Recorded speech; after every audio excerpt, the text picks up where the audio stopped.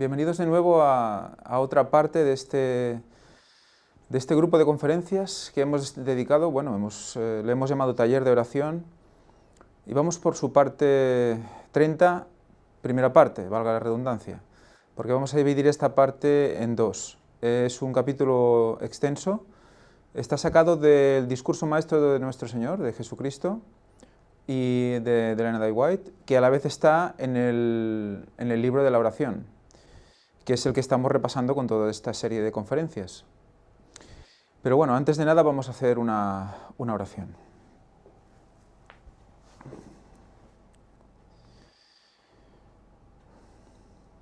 Padre nuestro que estás en los cielos, Señor, te damos muchísimas gracias en el nombre sagrado de tu Hijo Jesucristo, porque permitas que podamos estudiar este libro precioso del Espíritu de Profecía.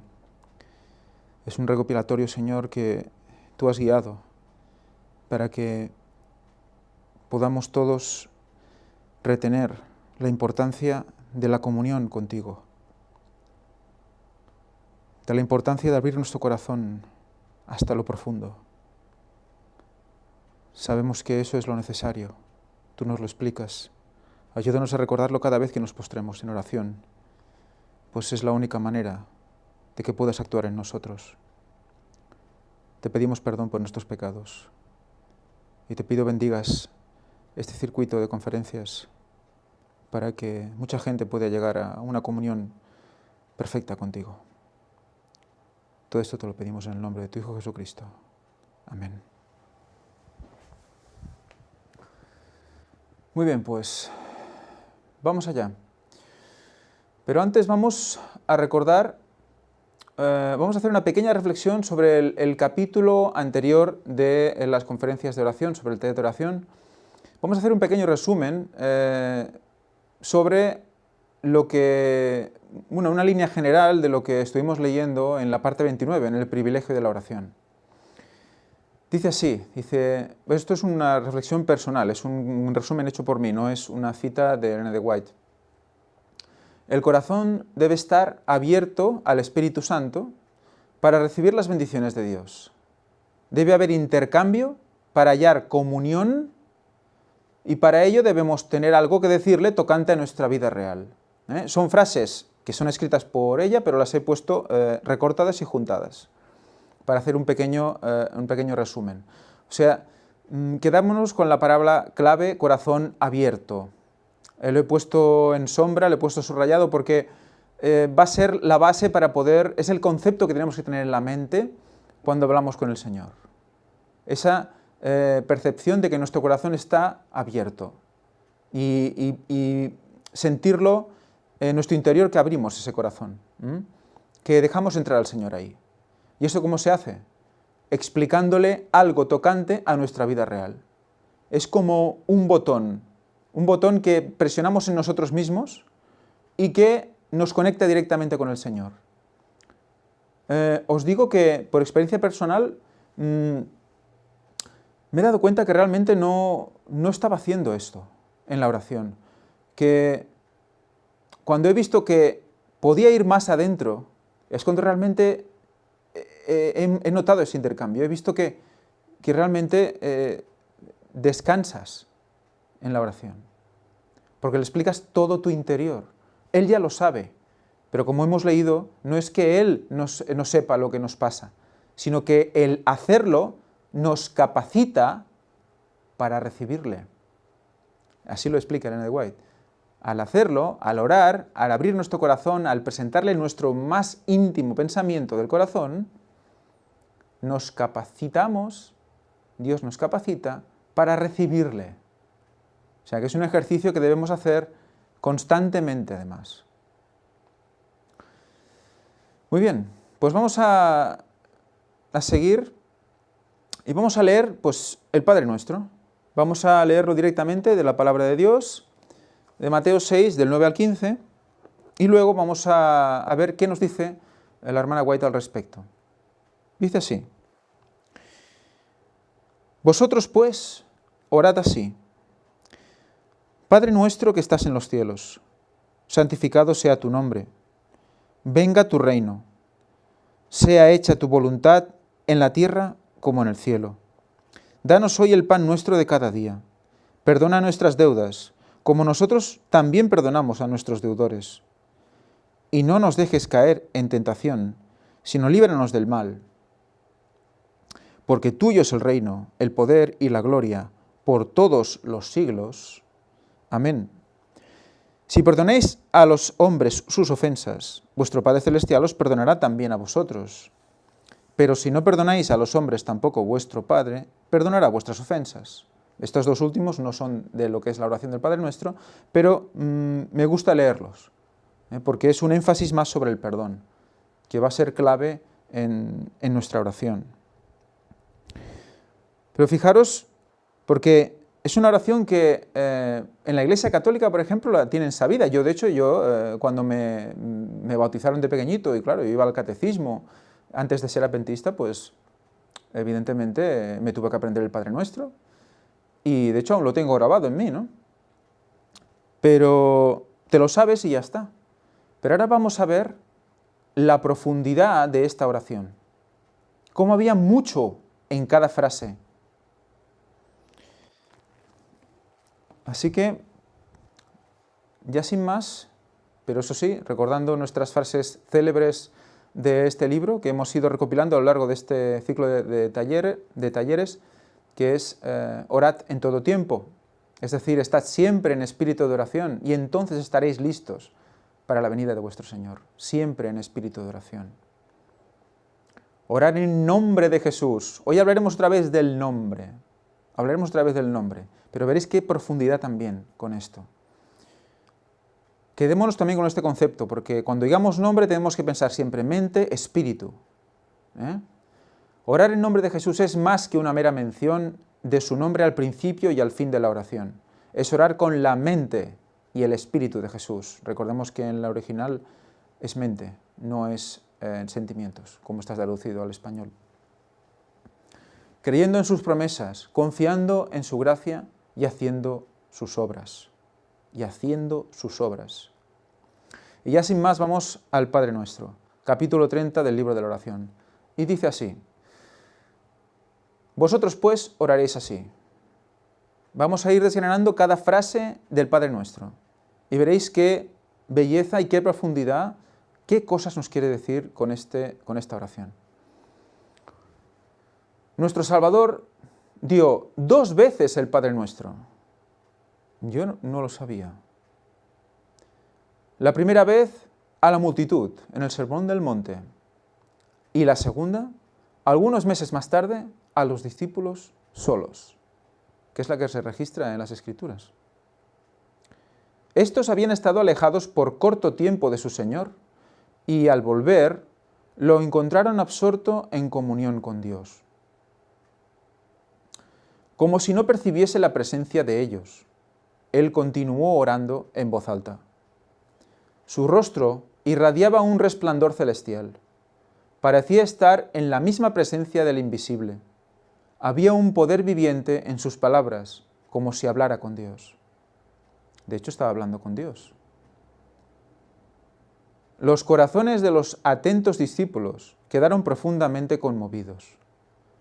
Habían notado cuán a menudo dedicaba a él largas horas a la soledad, en comunión con su Padre.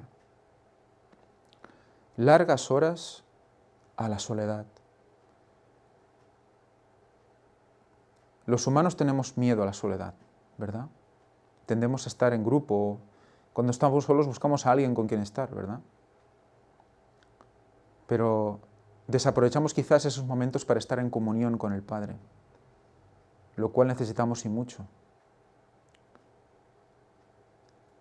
O sea que alguno de esos momentos tendríamos que dedicarlos a esto. Pasaba los días socorriendo a las multitudes que se aglomeraban en derredor suyo y revelando los arteros sofismas de los rabinos. O sea que tenía 2 trabajos. Primero, recibir a la multitud, curarlos, estar por ellos, pero a la vez, ¿qué? A la vez tenía que reprender, revelar las todas las artimañas de Satanás. En ese momento, personificado en los rabinos, en los fariseos también. O sea que recordemos cómo Nehemías, ¿no? Nehemías tenía que reconstruir el muro de Jerusalén y a la vez, ¿qué? Tenía que reprender y tenía la espada en la mano, a la vez para reprender a los que intentaban evitar que ese muro se construyera.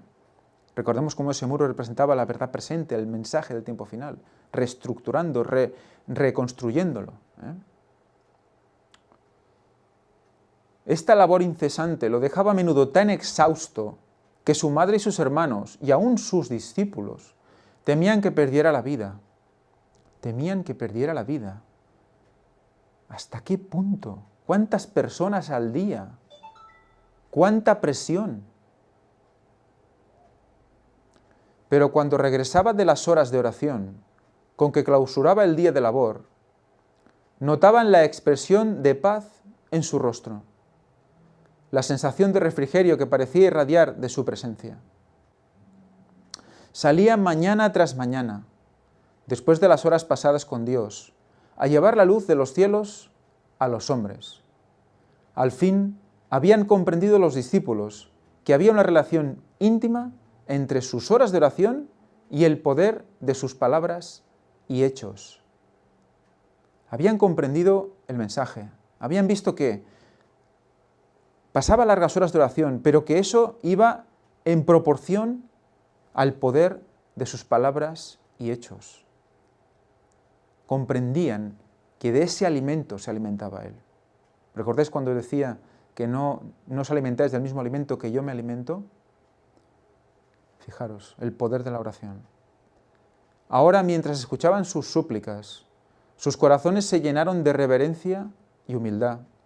Cuando Jesús cesó de orar, exclamaron con una profunda convicción de su inmensa necesidad personal: Señor, enséñanos a orar.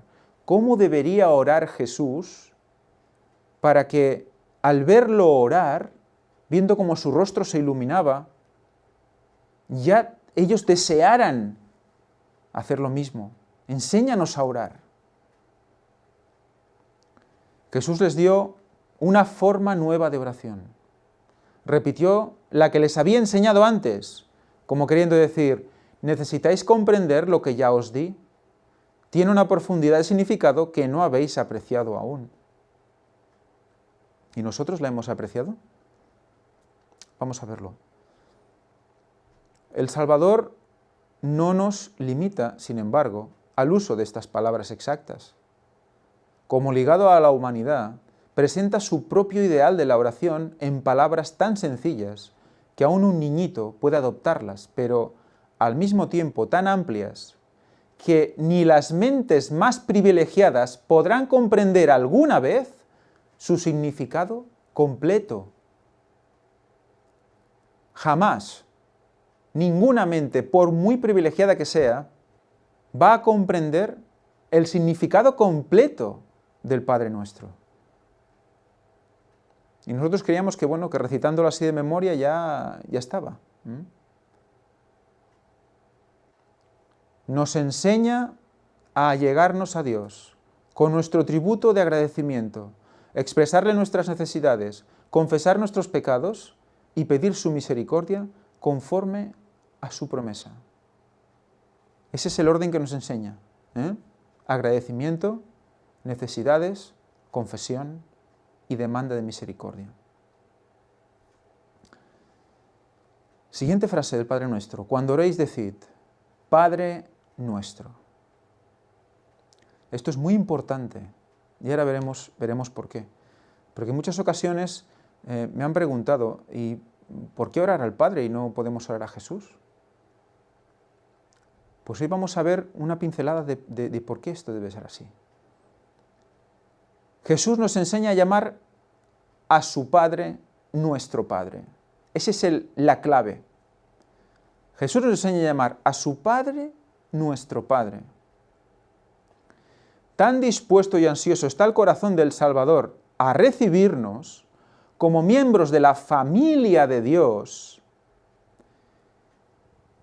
que desde las primeras palabras que debemos emplear para acercarnos a Dios, Él expresa la seguridad de nuestra relación divina. Padre nuestro. O sea que nos está poniendo ¿a qué nivel? Vamos a verlo.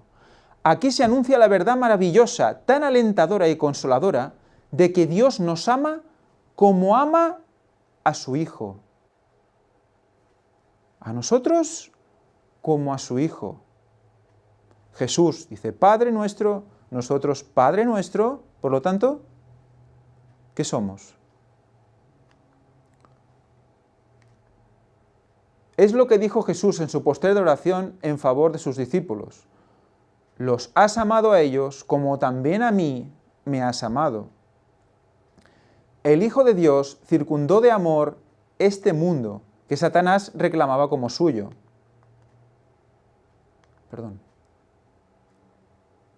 Y gobernaba con tiranía cruel, y lo ligó de nuevo al trono de Jehová mediante una proeza inmensa. Los querubines, serafines y las huestes innumerables de todos los mundos no caídos entonaron himnos de loor a Dios y al Cordero cuando su victoria quedó asegurada. Se alegraron de que el camino a la salvación se hubiera abierto al género humano pecaminoso, y porque la tierra iba a ser redimida de la maldición del pecado. ¿Cuánto más deben regocijarse aquellos que son objeto de tan asombroso amor, o sea, nosotros? ¿Cómo podemos quedar en duda e incertidumbre y sentirnos huérfanos? Por amor a quienes habían transgredido la ley, Jesús tomó sobre sí la naturaleza humana, se hizo semejante a nosotros para que tuviéramos la paz y la seguridad eternas. Paz y seguridad de la buena, no la que está vendiendo el papado. Paz y seguridad de la buena, eternas. Tenemos un abogado en los cielos, y quien quiera que lo acepte como salvador personal, no queda huérfano ni ha de llevar el peso de sus propios pecados. No hemos de llevar el peso de nuestros propios pecados. Para eso estuvo Él, para eso está Él. Fijaros, amados, ahora somos hijos de Dios. Y si hijos de Dios, también herederos de Dios y coherederos con Cristo. Coherederos con Cristo. ¿Hemos dicho? ¿No? Padre nuestro, coherederos con Cristo. Si es que padecemos juntamente con Él, claro. O sea, si es que seguimos los preceptos, si es que respetamos la ley, si es que estamos en comunión con el Señor, con el Padre. Entonces, si es que padecemos juntamente con Él, coherederos con Él, para que juntamente con Él seamos glorificados. Y aún no se ha manifestado lo que hemos de ser, pero sabemos que cuando Él se manifieste seremos semejantes a Él, porque le veremos como Él es.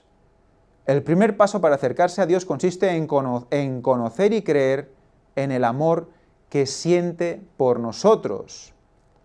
Fijaros el amor. Fijaros el amor que siente por nosotros, que es Dios. Se encarna para simpatizar con nuestras debilidades, como dice Elena de White también. Para unirnos con el cielo, y nos ofrece ser coherederos con Él. De hecho, nos lo regala. Ser coherederos con Él, hermanos ante el Padre. Solamente por la atracción de su amor nos sentimos impulsados a ir a Él. La comprensión del amor de Dios induce a renunciar al egoísmo. O sea, hay que comprender el amor de Dios. Al llamar a Dios nuestro Padre, reconocemos a todos sus hijos como nuestros hermanos. Todos formamos parte del gran tejido de la humanidad. Todos somos miembros de una sola familia. En nuestras peticiones hemos de incluir a nuestros prójimos tanto como a nosotros mismos. Nadie ora como es debido si solamente pide bendiciones para sí mismo. El Dios infinito, dijo Jesús, os da el privilegio de acercaros a Él y llamarlo Padre. Comprended todo lo que implica esto. Ningún padre de este mundo ha llamado jamás a su hijo errante con el fervor con el cual nuestro Creador suplica al transgresor. Ningún amante interés humano siguió al impenitente con tantas tiernas invitaciones constantemente. Ven, ven para ser uno con el Padre, ven para ser coheredero conmigo. Mora Dios en cada hogar, oye cada palabra que se pronuncia, escucha toda oración que se eleva, siente los pesares y los desengaños de cada alma, ve el trato que recibe cada padre, madre, hermana, amigo y vecino. Cuida de nuestras necesidades y para satisfacerlas, su amor y misericordia fluyen continuamente. Pero es que, no sé si veis el concepto. Es Dios, se encarna, como Jesús en la tierra nos insta a orar al Padre, para ser igual a Él, bueno, hermano suyo, coheredero suyo, como Él fue en la tierra, pero a la vez es Dios. Es complejo, pero ¿qué nos dice? Coherederos con Él. Quedémonos con eso. Si llamáis a Dios vuestro Padre, si llamáis a Dios vuestro Padre, continuó. Sí. Os reconocéis hijos suyos. Si llamáis a Dios vuestro Padre, continuó, os reconocéis hijos suyos, para ser guiados por su sabiduría y para darle obediencia en todas las cosas. Sabiendo que su amor es inmutable, aceptaréis su plan para vuestra vida. Como hijos de Dios, consideraréis como objeto de vuestro mayor interés su honor, su carácter, su familia y su obra. Vuestro gozo consistirá en reconocer y honrar vuestra relación con vuestro Padre y con todo miembro de su familia.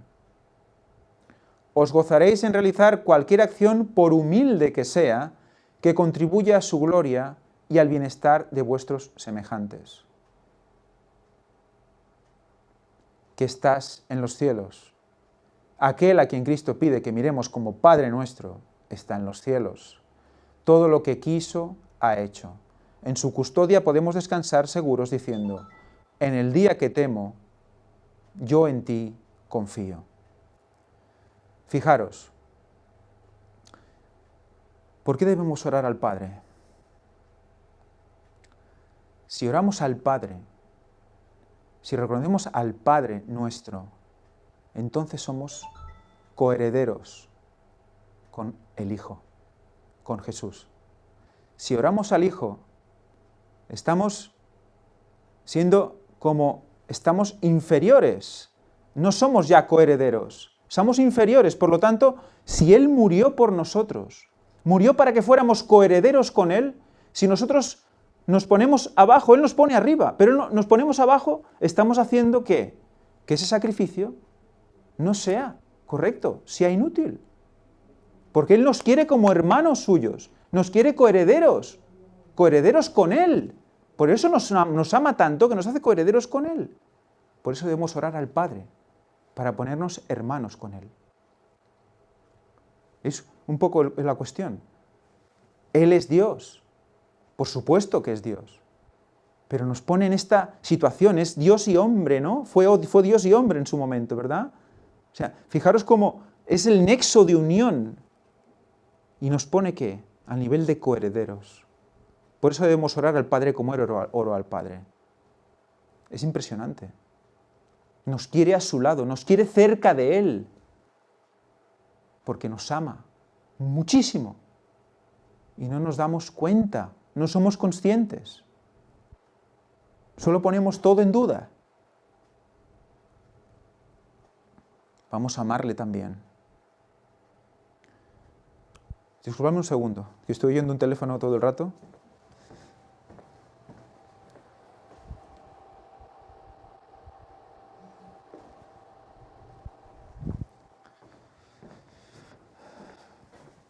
Gracias. Seguimos. Santificado sea tu nombre. Mateo 6:9. Para santificar el nombre del Señor, se requiere que las palabras que empleamos al hablar del Ser Supremo sean pronunciadas con reverencia. Santo y temible es su nombre. Santo y temible es su nombre. Y ahora vamos a comprender más santificado sea tu nombre. Atentos, porque es un concepto interesante, que viene ligado con lo que hablamos del nombre de Jesús. Mente y espíritu de Jesús. Recordad. Vamos allá, dice, nunca debemos mencionar con liviandad los títulos ni los apelativos de la deidad. Por la oración entramos en la sala de audiencia del Altísimo y debemos comparecer ante Él con pavor sagrado. Con pavor sagrado. O sea, solo por el hecho de ponernos a orar, de abrir nuestro corazón, de apretar ese botón, ¿qué hacemos? Nos ponemos en audiencia, lugar santísimo, ante Él. Por Jesús, en Jesús, ante Él. Por lo tanto, estamos ante el Padre. Por lo tanto, pavor sagrado. Los ángeles velan sus rostros en su presencia. Los querubines y los esplendorosos y santos serafines se acercan a su trono con reverencia solemne. ¿Cuánto más debemos nosotros, seres finitos y pecadores, presentarnos en forma reverente ante el Señor, nuestro Creador? Pero santificar el nombre del Señor significa mucho más que esto. Atentos. Podemos manifestar, como los judíos contemporáneos de Cristo, la mayor reverencia externa hacia Dios, y no obstante, profanar su nombre continuamente. Recordemos nombre, que era sinónimo de ¿qué? Su mente, su espíritu.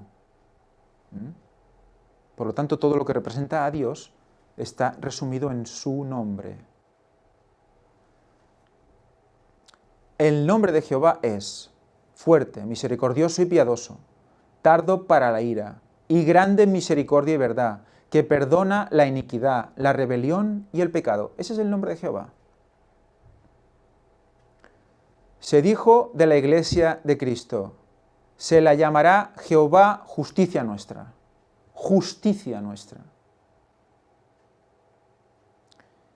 Este nombre se da a todo discípulo de Cristo. Justicia nuestra. Recordemos las conferencias sobre la paz, la verdadera paz, que implica justicia. Por lo tanto, toca posicionarse.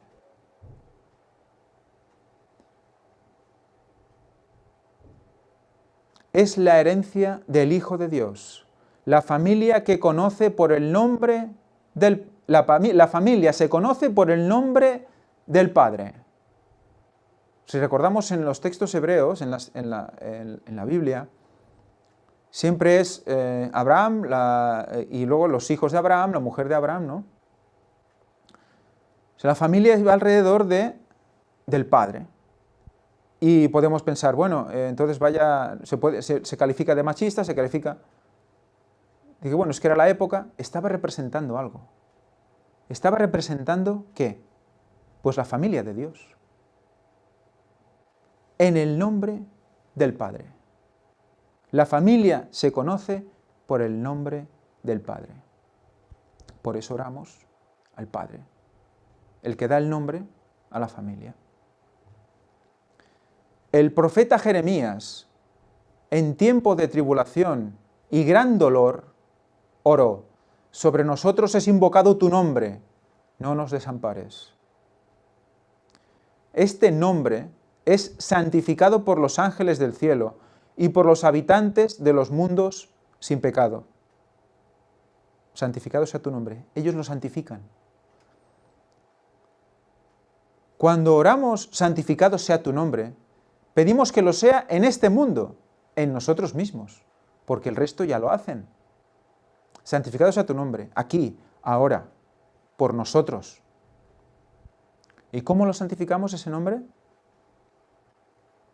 Dios nos ha reconocido delante de hombres y ángeles como sus hijos. Pidámosle ayuda para no deshonrar el buen nombre que fue invocado sobre nosotros.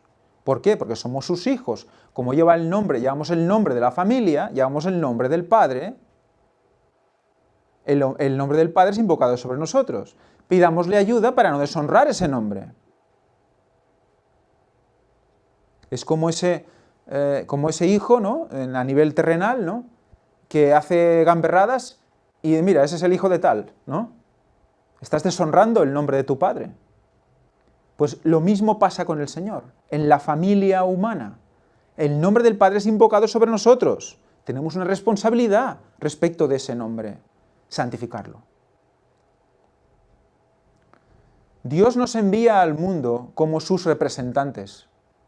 En todo acto de la vida debemos manifestar el nombre de Dios. Por lo tanto, la mente y el espíritu de Dios. Esta petición exige que poseamos, atentos, su carácter. No podemos santificar su nombre, ni representarlo ante el mundo, a menos que en nuestra vida y carácter representemos la vida y el carácter de Dios. Esto podrá hacerse únicamente cuando aceptemos la gracia y la justicia de Cristo, las dos cosas. No solo la gracia y olvidarnos de la justicia, y no solo la justicia y olvidarnos de la gracia. La gracia y la justicia. Ahora está tendiendo a nivel global a acordarnos solo de la gracia. Todos nos amamos, Dios es amor, nos unamos y nos olvidamos de la justicia, que habrá un juicio. Pues ¿qué nos dice?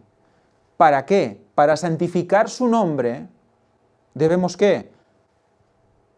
Aceptar la gracia y la justicia. Las dos cosas van juntas. No van separadas. Si no, no podemos decir santificado sea tu nombre.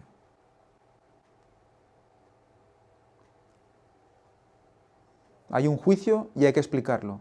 Hay que explicar que se acaba el mundo, que se acaba en 2031 y que en ese momento ya se habrá decidido todo. Ya antes se habrá decidido todo. Por lo tanto, tenemos aún menos tiempo. Y hay que avisar a la gente. Seguimos. Venga tu reino, Mateo 6:10.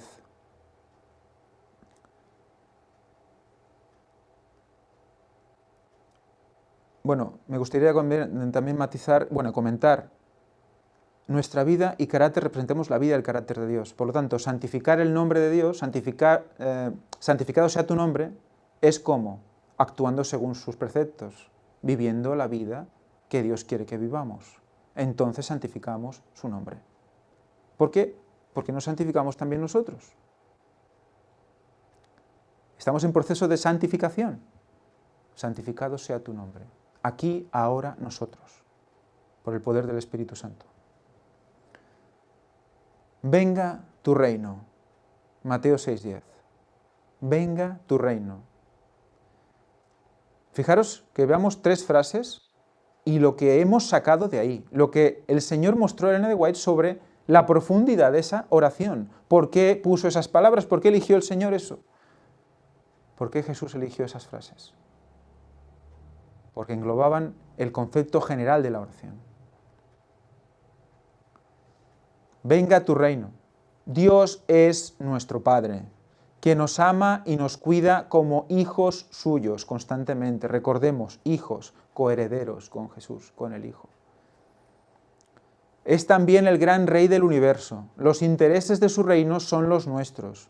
Hemos de obrar para su progreso.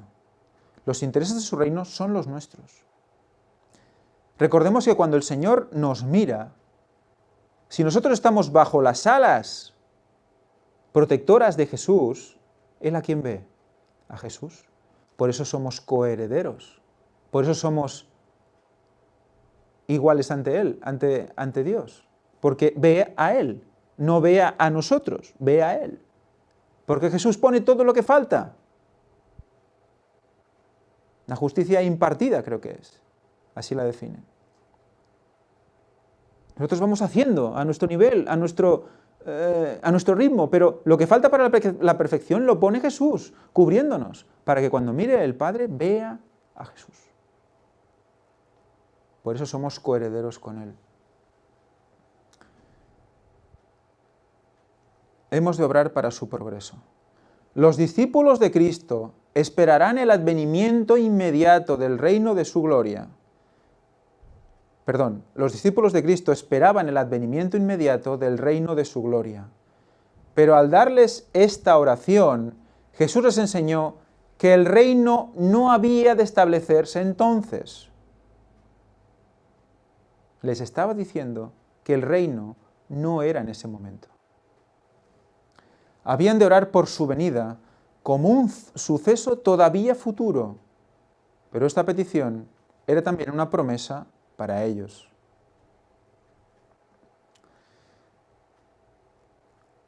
Aunque no verían el advenimiento del reino en su tiempo, o sea, ya les quedó claro que en su tiempo no verían el advenimiento del reino, el hecho de que Jesús les dijera que oraran por Él es prueba de que vendrá seguramente cuando Dios quiera. O sea que el Señor tiene estipulado el momento y cuando Él lo decide, que ya está decidido, seguramente cuando Dios quiera vendrá, desde luego, seguramente de seguridad, por supuesto que vendrá, cuando Él dice vendrá y ahí lo esperamos. O sea que fijaros, cuando en el texto bíblico dice que no os corresponde a vosotros, decía Jesús, a los que le estaban escuchando, conocer los tiempos y las sazones. Y la gente lo está asociando a todos los hombres. Está hablando concretamente de ellos. Y en la oración ya se lo estaba diciendo. Vosotros no vais a conocer el tiempo. Pero los del tiempo final lo van a conocer. De hecho, ya lo conocemos.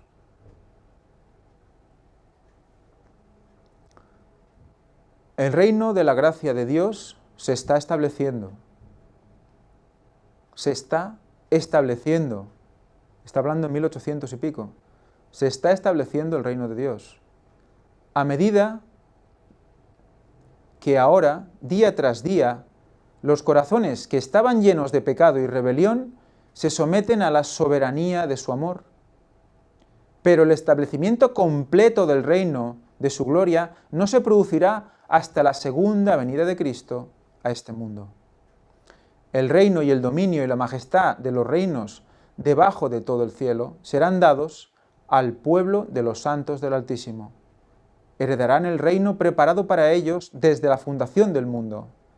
Cristo asumirá entonces su gran poder y reinará.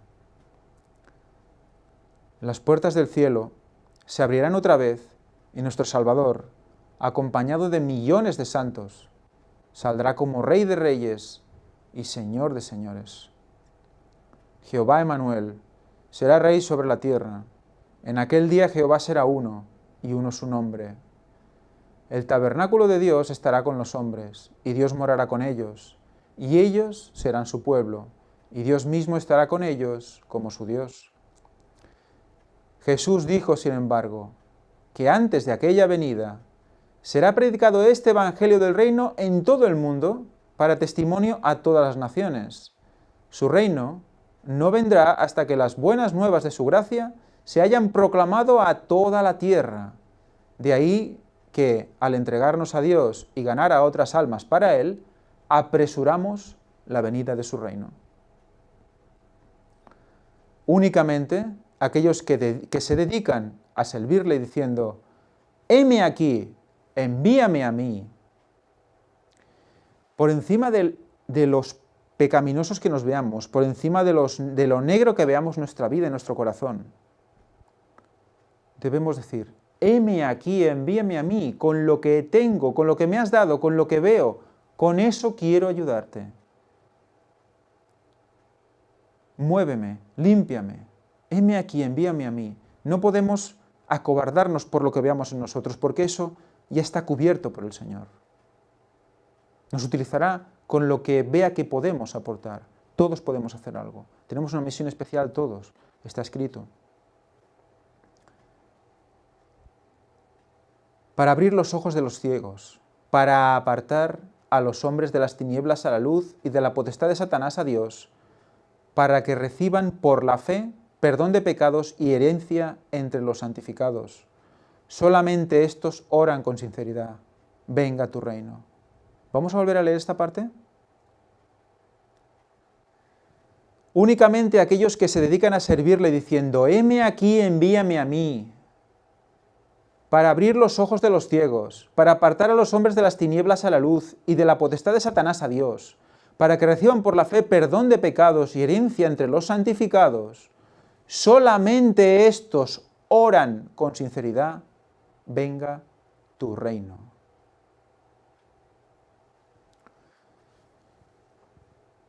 Solo ellos, solo los que están dispuestos, quieren que venga el Señor.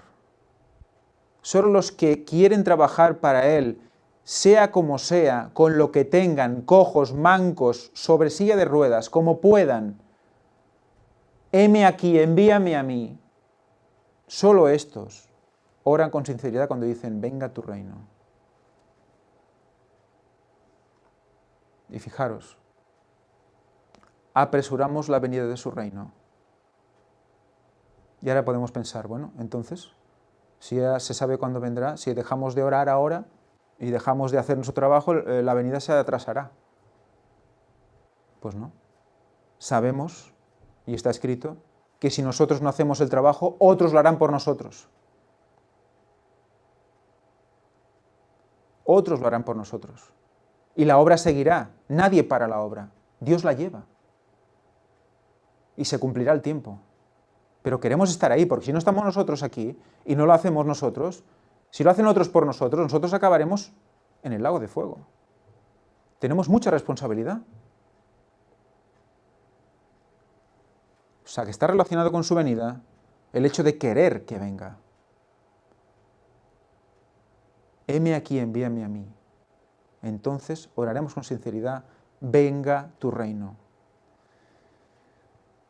Hágase tu voluntad, como en el cielo, así también en la tierra.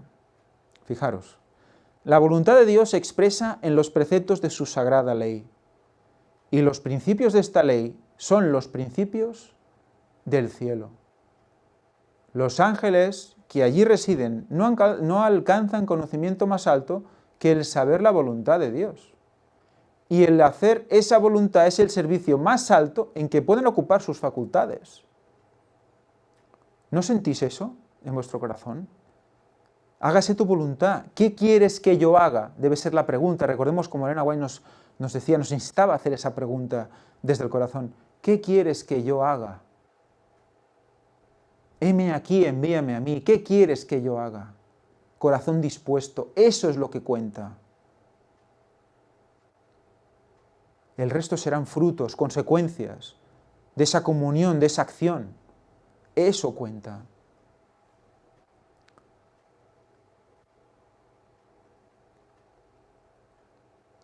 En el cielo no se sirve con espíritu legalista. En el cielo no se sirve con espíritu legalista, como los fariseos hacían. Cuando Satanás se rebeló contra la ley de Jehová, la noción de que había una ley sorprendió a los ángeles, casi como algo en que no habían soñado antes. ¿Cómo? ¿Los ángeles no sabían que había una ley?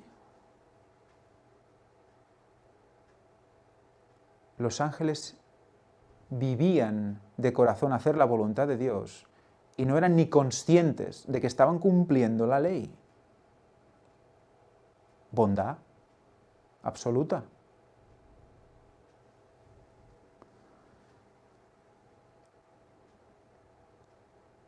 Al ser perfectos, no hacen mal. Por lo tanto, cumplen la ley. En su ministerio, los ángeles no son como siervos, sino como hijos. Por lo tanto, también con ellos estaremos, todos hijos. Hay perfecta unidad entre ellos y su Creador. La obediencia no es trabajo penoso para ellos. el amor a Dios hace de su servicio un gozo. Así sucede también con toda alma en la cual mora Cristo. La esperanza de gloria.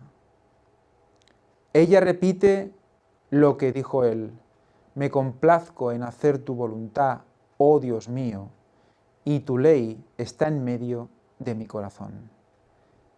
Tenían la ley en el corazón. Actuaban siempre haciendo el bien, o actúan haciendo el bien siempre, son seres perfectos. No hay condenación por haber pecado. Por eso no eran conscientes de estar cumpliendo la ley, porque lo hacían por defecto. Al orar, sea hecha tu voluntad, como en el cielo, así también en la tierra, se pide que el reino del mal en este mundo termine. Yo no lo sabía que estaba pidiendo eso. Así como en el cielo, en la tierra. Te quedas, bueno, sí, la voluntad de Dios allí, también la voluntad aquí. Pero ¿qué pasó en el cielo? Fue echado Satanás del cielo con sus ángeles malvados. Entonces, así como en la tierra, en el cielo, así como en el cielo, en la tierra. Por lo tanto, ¿qué? También aquí queremos que se termine todo. Por lo tanto, estamos orando para que el mal se acabe, diciendo esto. Como en el cielo, así también en la tierra. Y no al revés, no como en la tierra, también en el cielo. Que recuerdo que yo lo aprendí así en la Iglesia Católica, así en la tierra como en el cielo. O sea que no es transportarlo del cielo a la tierra, es transportarlo de la tierra al cielo. O sea, el pecado al cielo. Fijaros qué tergiversación del mandamiento, del Padre Nuestro. Estamos cambiando el significado. Leámoslo bien. Como en el cielo, también en la tierra.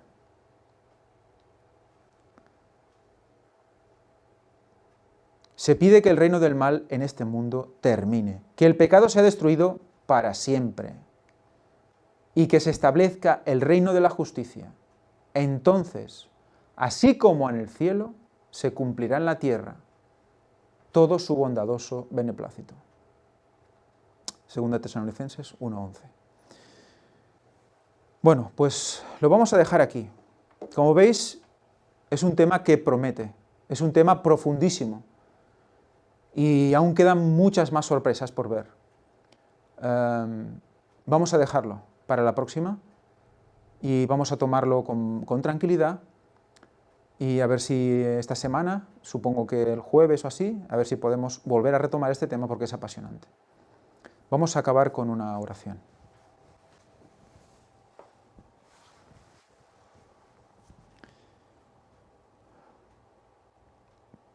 Padre nuestro que estás en los cielos, Padre nuestro, qué importante, Señor, es orarte a ti, oh Padre.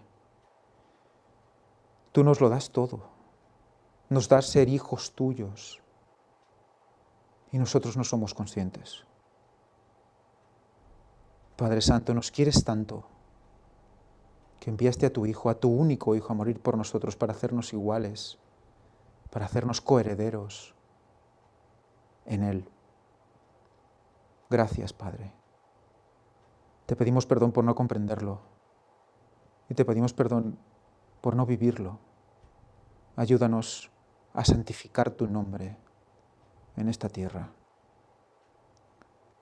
Así sea en la tierra como es en el cielo. Así sea, Señor. Te pedimos perdón por nuestros pecados y faltas. Te lo pedimos todo en el nombre santo y precioso de tu Hijo Jesucristo, para perdón de nuestros pecados.